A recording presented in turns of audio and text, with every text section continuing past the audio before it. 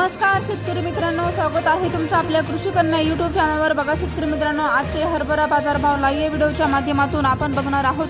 तत्पूर्वी आपण चॅनल बनवून असाल तर चॅनल सबस्क्राइब करा, व्हिडिओ लाईक करा आणि शेअर करा, त्यामुळे तुम्हाला नवीन व्हिडिओचे अपडेट लगेच बघायला मिळतील। चला तर व्हिडिओला सुरुवात करूया। बघा शेतकरी मित्रांनो, कृषी उत्पन्न बाजार समिती